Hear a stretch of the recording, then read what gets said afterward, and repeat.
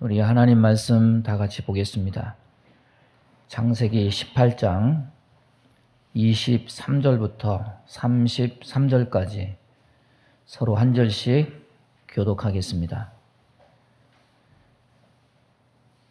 그 성중에 의인 50명이 있을지라도 주께서 그곳을 멸하시고 그 50의인을 위하여 용서하지 아니하시리이까.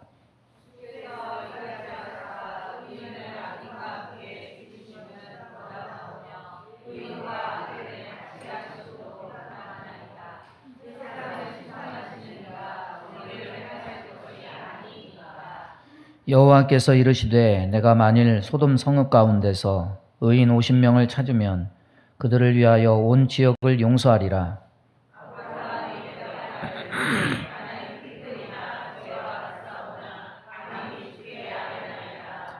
50의인 중에 5명이 부족하다면 그 5명이 부족함으로 말미암아 온 성읍을 멸하시리이까. 이르시되 내가 거기서 45명을 찾으면 멸하지 아니하리라.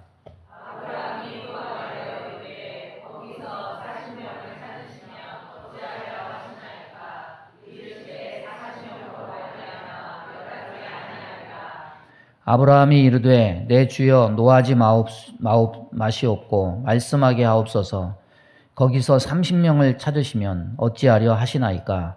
이르시되 내가 거기서 30명을 찾으면 그리하지 아니하리라.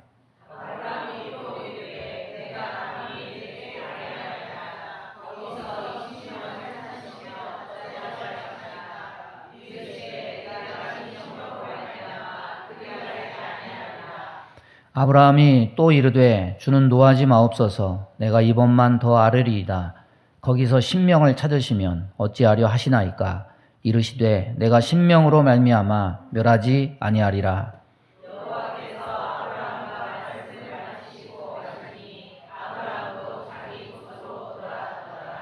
아멘. 오늘 말씀 전의 내용은 아브라함이 자신을 찾아온 세 사람을 아주 풍성하게 대접하는 그런 내용입니다. 이 세 사람은 사람이 아니고 하나님과 두 천사가 아브라함을 방문하죠. 그리고 아브라함이 아주 극진하게 이 세 사람을 대접을 합니다. 그리고 식사를 마친 세 사람이 소돔으로 가기 위해서 자리에서 일어납니다. 아브라함이 그들을 배웅하기 위해서 함께 일어나서 길을 나서는데 여기서 아브라함이 배웅을 하면서 아주 중요한 이야기를 듣게 됩니다. 길을 가려던 하나님께서 멈춰서서 아브라함에게 내가 하려는 것을 아브라함에게 숨기겠느냐, 하나님이 앞으로 하실 일, 그것에 대해서 아브라함에게 말씀합니다. 그리고 하나님께서 아브라함에게 하셨던 약속을 또 한 번 언급하십니다. 아브라함이 강대한 나라를 이루게 되고 지상의 모든 나라들이 그로 말미암아 복을 받게 될 것이다 말씀합니다. 이 말씀은 하나님이 아브라함에게 하셨던 약속, 이 복의 근원이 된다는 그 말씀, 우리가 잘 아는 너로 말미암아 천하 만민이 복을 받을 것이라는 그 약속을 조금 다르게 표현한 거죠. 여기서 하나님은 아브라함을 택하신 목적을 언급을 하십니다. 창세기 오늘 본문은 아니지만은 19절을 보면은 내가 그로 그 자식과 권속에게 명하여 여호와의 도를 지켜 공의와 정의를 행하게 하려고 그를 택하였나니 이는 나 여호와가 아브라함에게 대하여 말한 일을 이루려 함이니라. 하나님이 아브라함을 부르시고 그를 가나안으로 인도하신 목적은 그냥 복만 받게 해서 잘 먹고 잘 사는 그런 목표가 아니라 그가 세상에서 하나님을 따라 살게 하고 정의를 행하게 하려는 것이다. 이것을 여호와의 도라고 표현하고 있습니다. 공의와 정의를 행하게 하려고, 그것을 실천하게 하시려고, 순종의 길을 가게 하시려고 아브라함을 택하신 거라는 겁니다. 그래서 이 하나님의 복, 하나님의 택하심에는 특권과 함께 동시에 책임도 있다는 것을 우리는 깨닫게 됩니다. 하나님 백성이 되었다, 복을 받게 되었다, 그게 다가 아니에요. 그 나라 백성으로서 어떻게 살아야 되는가, 이거를 우리는 이 세상 살면서 고민을 하면서 살아가야 됩니다. 지금까지 미국이란 나라가 전통적으로 우리에게 우방국이었고 대한민국을 보호해준다 이런 느낌을 가지고 살았습니다. 미국은 전 세계에서 항공모함이 제일 많은 나라죠. 뭐 다른 나라가 감히 따라올 수가 없습니다. 항공모함 한 대 건조하는데 5조가 든다고 그래요. 근데 몇 개나 있냐면 한 20척이 있어요. 전 세계 항공모함의 3분의 2가 전부 미국입니다. 국방력이 경제력과 연결돼 있죠. 옛날부터 이런 말이 있습니다. 바다를 지배하는 자가 전 세계를 지배한다. 그래서 그런지는 몰라도 미국이 전 세계 동의도 얻지 않고 전 세계 바다를 7군데로 나눠서 선을 긋고서 우리가 전 세계 경찰국가다. 이렇게 해서 보호해 준다고 하면서 전 세계의 나라의 바다를 7군데로 구분을 하고 거기에다가 7개의 함대를 파견을 해서 누비고 다닙니다. 특권을 책임으로 연결짓고 있는데 그 어떤 나라도 바다에 선을 긋고 자기네 맘대로 대항 함대를 파견하는 것에 대해서 아무도 의견을 제시하지 못해요. 왜냐하면 그럴 힘도 없고 따라갈 여력도 없기 때문이죠. 미국 외의 나라들 항공모함이 있어봐야 겨우 한 대, 두 대예요. 거의 모든 나라들이 부러워하면서 구경할 뿐입니다. 요즘 미국 관세 전쟁에 전 세계 나라가 새우등이 터지고 있습니다. 불안불안 위태위태하죠. 미국의 물건 만들어 수출하는 나라 입장에서는 더더욱 그렇습니다. 관세에 타협한 지 보름밖에 안 지났어요. 근데 어젠가요 신문 보니까 중국이 약속을 위반했다. 그래서 철강 관세를 50% 인상하겠다. 미국의 철강 수출하는 나라 우리나라는 4위라는데 난리가 났어요. 그런데 이런 반발 중에 호주 정부의 성명이 눈길을 끕니다. 이건 우방국으로서 할 일이 아니다. 우방국으로서 이러면 안 된다. 자기네 나라 경제가 안 좋고 중국에 추격이 있고 이런 것도 이해하겠지만은 요즘 드는 생각은 지금까지는 미국이 우리의 우방이었는데 지금 하는 걸 보니까 미국이 더 이상 우리의 우방은 아닌 것 같다. 오히려 우방국들까지 들었다 놨다 하면서 모든 게 뭘로 결론이 됩니까? 모든 게 결국은 돈 뜯어내는 걸로 결론이 나는 것 같아서 씁쓸함을 느끼죠. 중국이 추격을 하고 있지만 그래도 미국이 아직까지는 전 세계 나라의 패권을 가지고 있는 나라인데 미국이 메이플라워 호를 타고 청교도들이 미국에 도착해서 그 하나님의 신앙을 지키기 위해서 그렇게 세운 나라라고 복을 받은 나라라고 자기들이 그렇게 얘기하는데 미국이 그 가진 복을 그 힘을 저렇게 쓰나 참 격이 떨어진다. 이런 씁쓸함을 감출 수가 없는 거죠. 여러분 특권이 주어진다는 것은 분명히 아무나 가진 지위나 권리는 아닐 겁니다. 하나님이 나라도 세우시고 나라도 폐하시죠. 그 패권을 주신 것도 하나님이시겠죠. 그런데 그것을 어떻게 쓰느냐는 전혀 다른 문제가 됩니다. 이제 6월 3일이면 우린 대통령 선거를 치릅니다. 6월 15일에는 우리 교회로서 시무장로 투표가 있습니다. 대통령이 되는 것과 어떤 대통령으로 일했느냐 이건 전혀 다른 문제예요. 장로가 되는 것과 어떤 장로로 일했느냐 이거는 역시 전혀 다른 문제예요. 되는 것은 특권이지만은 일하는 내용은 책임이 되는 건데 대통령이 되고 장로가 되고 하는 과정도 쉬운 과정은 아니겠지만은 대통령다운 대통령이 되고 장로다운 장로가 되는 것은 그것보다 더 길고 험난한 과정이 될 수가 있습니다. 오늘 말씀 복받은 아브라함을 살펴보면서 저와 여러분 모두 하나님 백성다운 백성이 될 수 있기를 주님의 이름으로 축원합니다. 아브라함의 소명과 책임을 지켜주신 하나님은 이미 말씀드렸던 것처럼 이제 하실 일을 아브라함에게 알려주십니다. 여호와께서 또 이르시되 소돔과 고모라에 대한 부르짖음이 크고 그 죄악이 심히 무거우니 내가 이제 내려가서 그 모든 행한 것이 과연 내게 들린 부르짖음과 같은지 그렇지 않은지 내가 보고 알려하노라. 소돔과 고모라의 부르짖음이 크다고 말씀하십니다. 이 죄악에서 죄악의 도시에서 나오는 울부짖는 소리가 하늘에까지 들릴 만큼 아주 크다 말씀하십니다.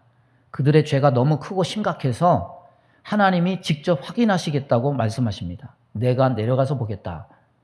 여러분, 이 말씀은 바벨탑 사건을 생각나게 하죠. 그때도 하나님께서 사람들이 건설하는 그 성읍과 탑을 보시려고 내려오셨다고 말씀하십니다. 하나님이 모르실까요? 꼭 내려오셔만 아실까요? 그런 얘기가 아니죠. 하나님은 다 내려오시지 않아도 보시는 거예요. 아시는 거예요.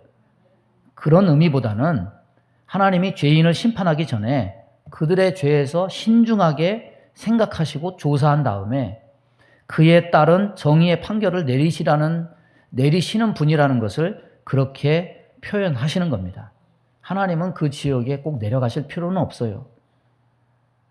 그래서 하나님이 말씀하신 요점은 그만큼 하나님의 심판이 온전하고 정확한 정보에 의한 것이라는 사실입니다.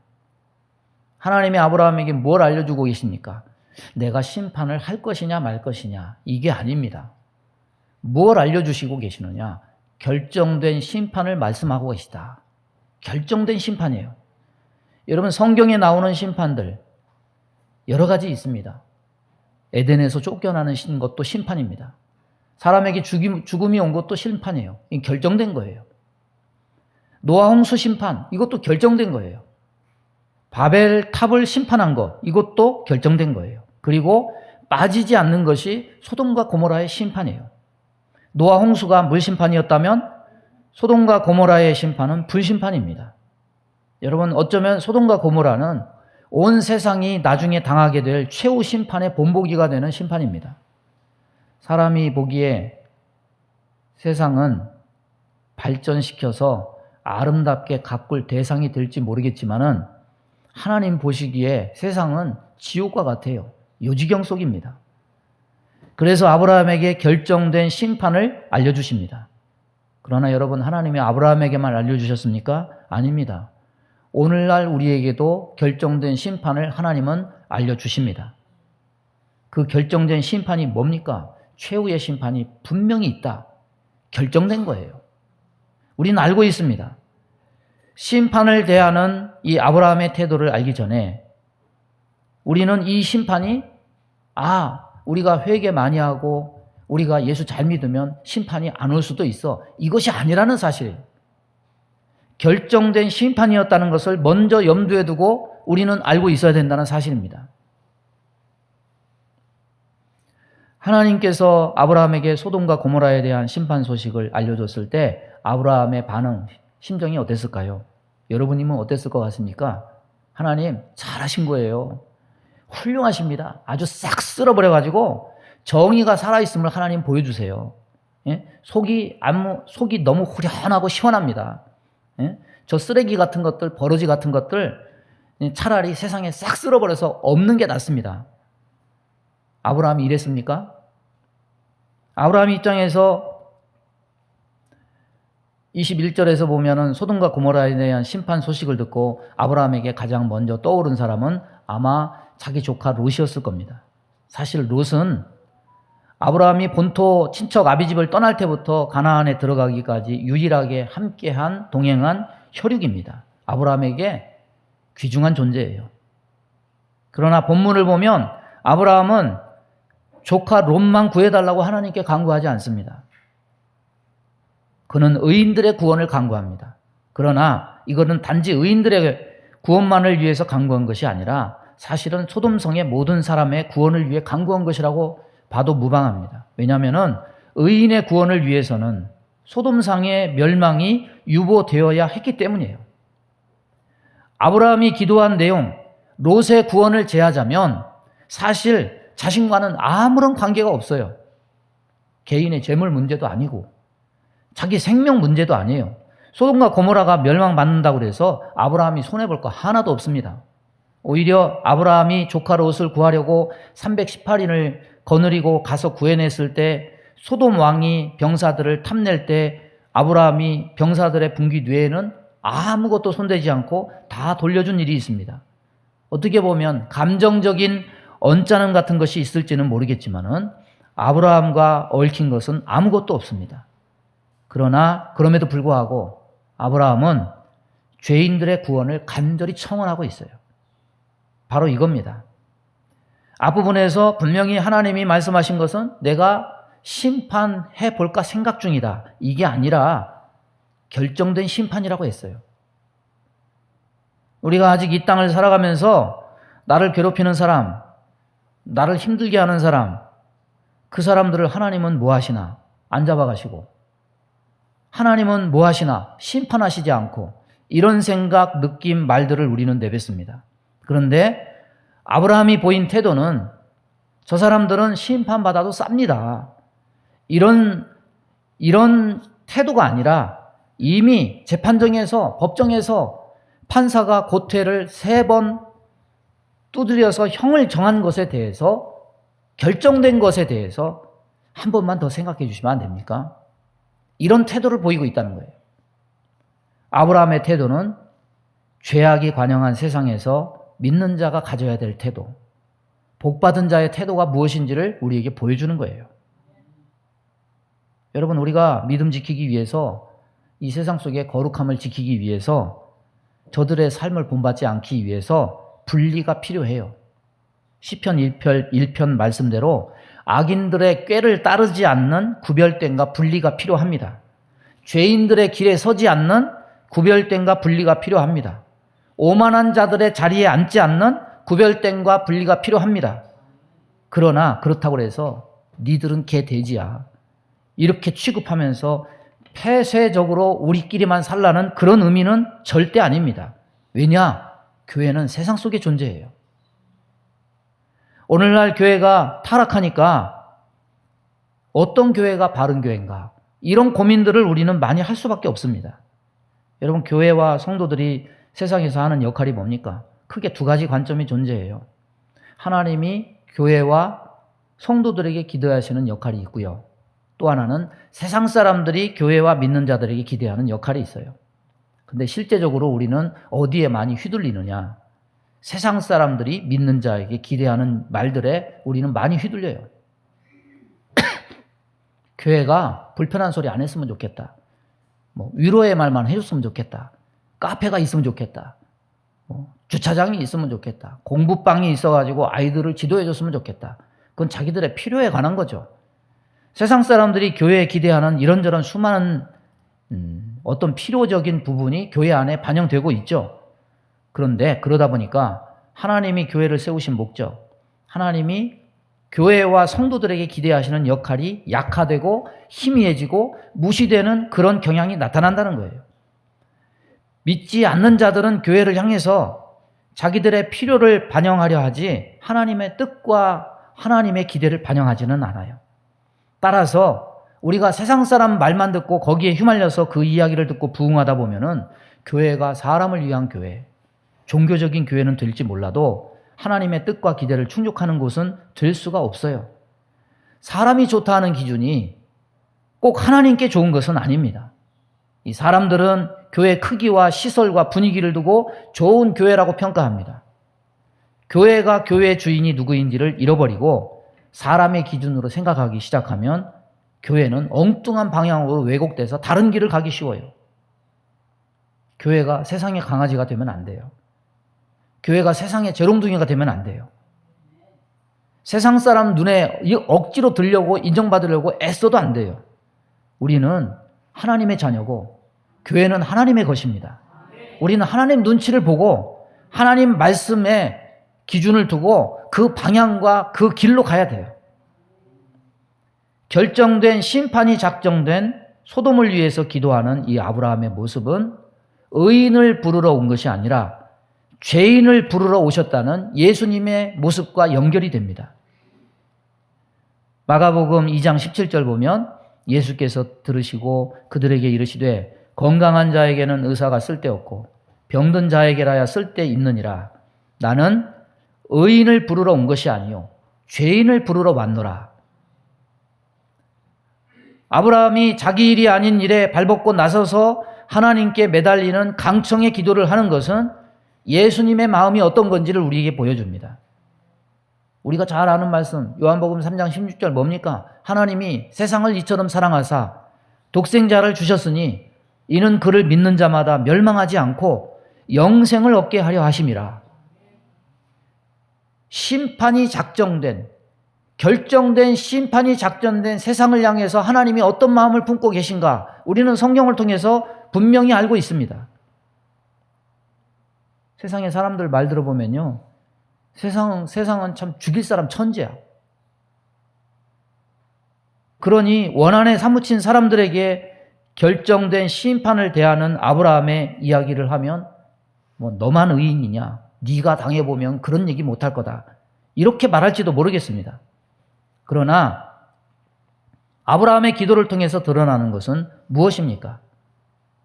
의인 50인을 찾으면, 45인을 찾으면, 40인을 찾으면, 30인을 찾으면, 의인 20인을 찾으면, 의인 10인을 찾으면 소돔을 멸하지 않겠다. 하나님은 그렇게 말씀하십니다.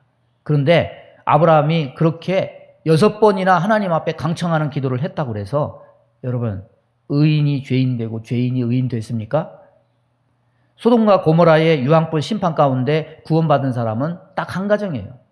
롯과 그의 2딸 외에는 다 유황불로 심판을 받아서 결정된 심판이 시행됐어요.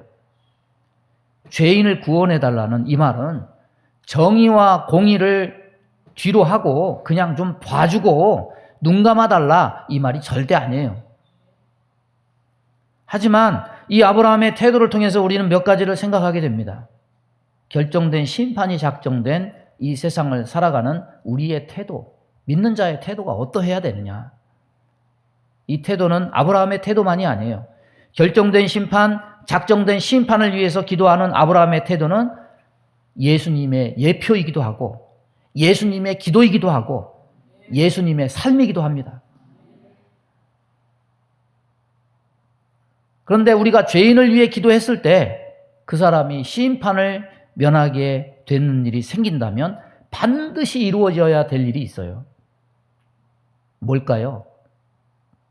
따라서 보겠습니다. 첫째는 회개가 있어야 하고, 둘째는 순종이 있어야 된다.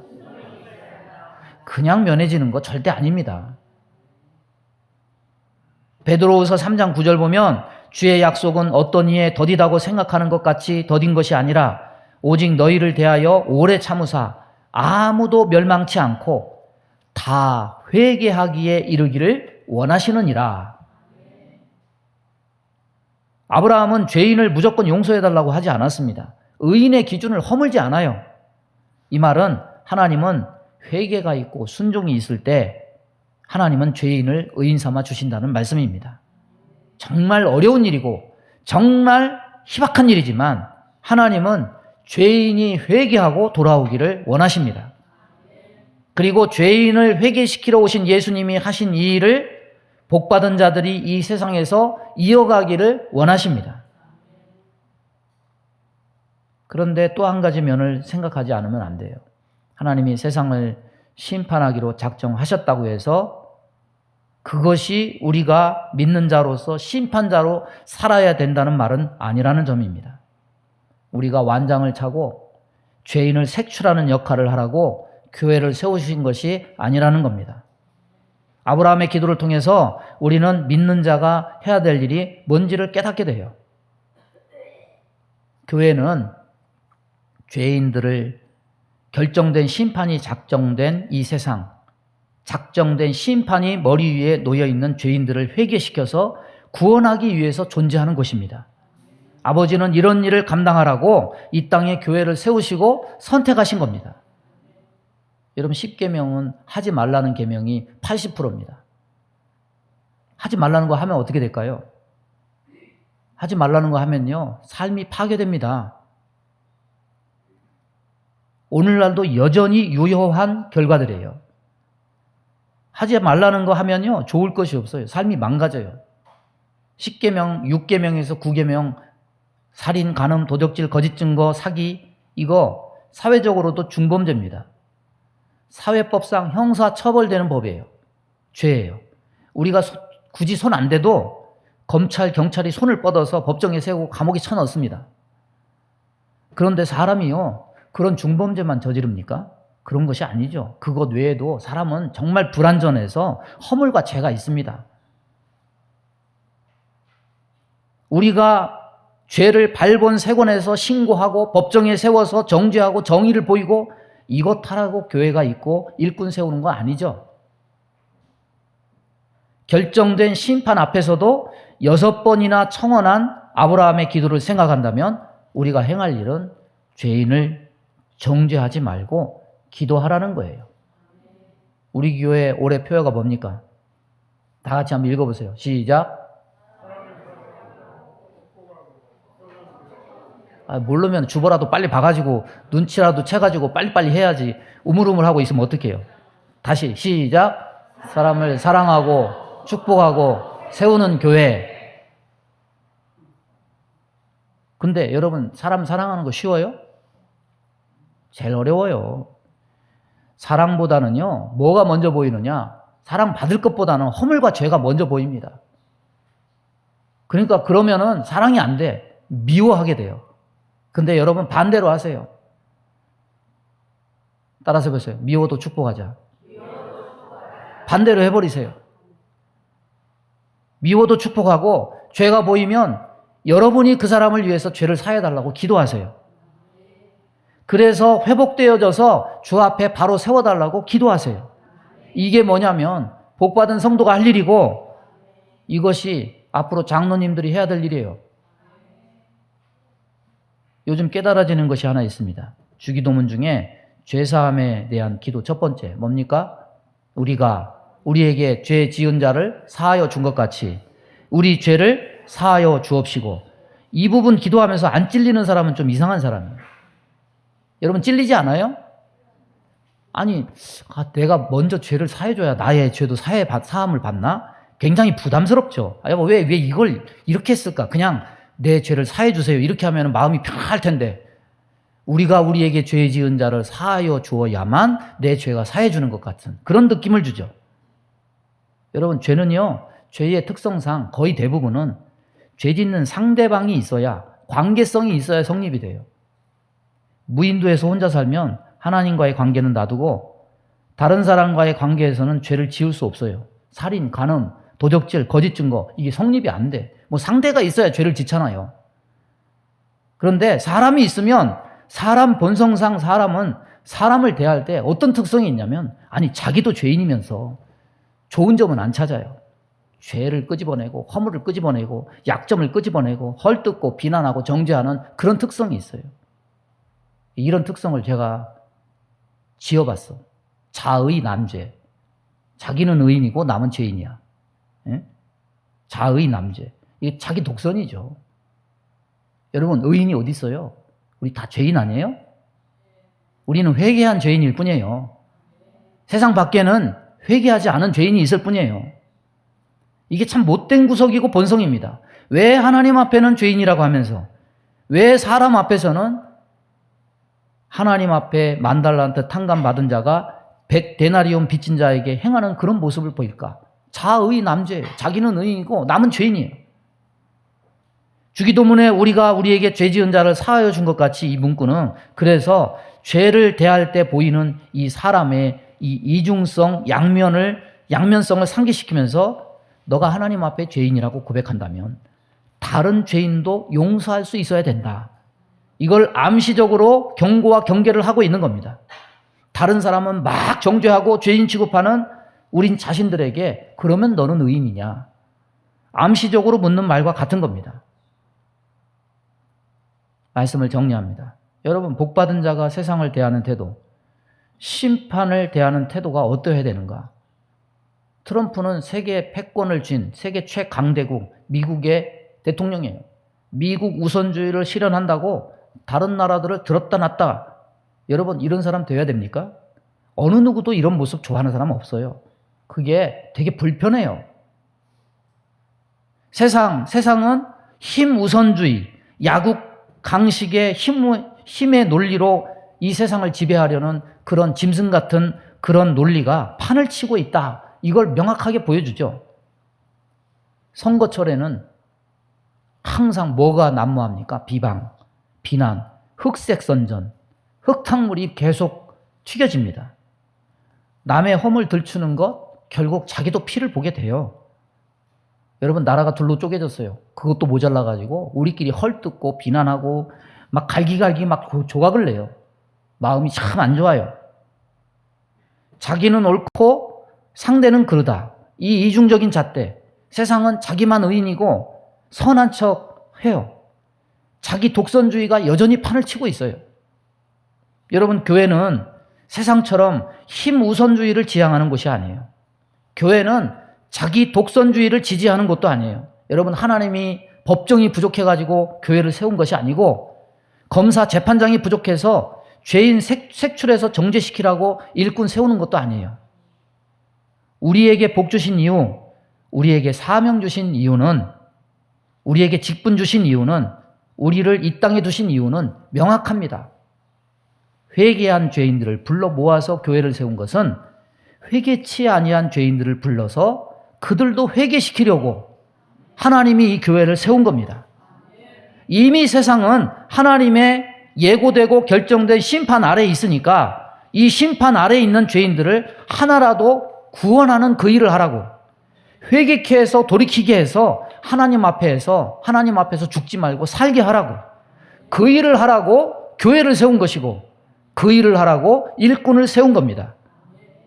이 사람이 자꾸 사람 남 험담하고 정죄하는 쪽으로 말하는 것도 나쁜 이 본성적 습관이에요. 여러분, 기도로 바꾸세요. 축복하세요. 돌이켜져서 회개하게 해달라고 하나님께 기도하세요. 이런 직분자가 되고 이런 사명자가 되기를 주님의 이름으로 축원합니다. 우리 주여 한번 부르고 합심하여 기도하겠습니다. 주여, 하나님 아버지 감사합니다. 오늘도 말씀을 주시니 감사합니다. 하나님, 우리에게 주신 복을 바로 사용하는 자들 되게 해 주옵소서. 우리에게 주신 힘을 바로 사용하는 자들 되게 해 주옵소서.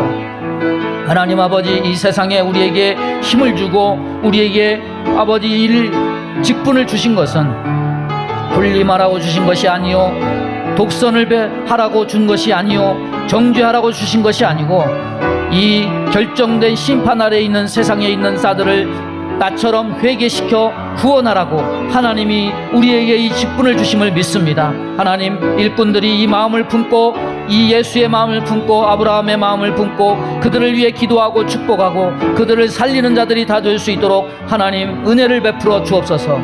그리하여 많은 영혼을 구하고 이 교회의 사명을 감당하는 주의 백성 다 될 수 있도록 은혜 내려 주옵소서.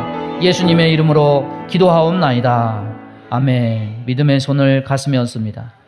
몸이 아픈 곳에 손을 얹습니다. 하나님 아버지, 우리는 죄인입니다.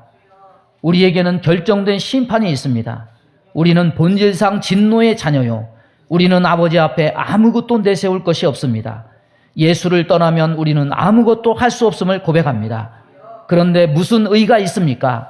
아버지, 우리가 남을 아버지 헐뜯고 정죄할 수 있습니까? 하나님, 우리의 모든 죄를 용서하여 주옵소서. 또한 우리 이외에 다른 이의 허물과 죄를 들추지 말고 저들도 용서하고 축복하고 아브라함처럼 의인을 위해서 기도하는 자들이 될 수 있도록 하나님 인도하여 주옵소서. 우리 마음 가운데 원망, 불평, 시기, 질투, 미움, 다툼, 이간질하며 불순종, 불신앙케 하며 불안, 조조, 염려, 근심, 두려움을 주는 모든 어둠은 다 떠나갈지어다. 성령님, 이 나라를 지켜주시고 이 교회를 지켜주옵소서. 자꾸 나라를 분열케 하고 사람과 사람 사이를 분열케 하고 교회를 분열케 하는 어둠의 영을 묶어 주옵소서. 그리하여 사랑으로 하나 되고 화평으로 하나 되고 믿음으로 하나 된 복된 교회가 되고 이 나라가 될 수 있도록 은혜를 베풀어 주옵소서. 몸이 연약한 곳에 손을 얹고 기도합니다. 손을 얹는 곳마다 보혈로 씻어 주옵소서. 성령의 불로 태워 주옵소서. 예수 이름으로 명하노니 모든 병만은 다 떠나 갈지어다. 강건한 모습으로 죄짓지 말고 사람을 구원하고 하나님께서 맡기신 귀한 사명을 감당하는 복된 자들 다 될 수 있도록 은혜 내려 주옵소서. 예수님의 이름으로 축복하며 기도하옵나이다. 아멘.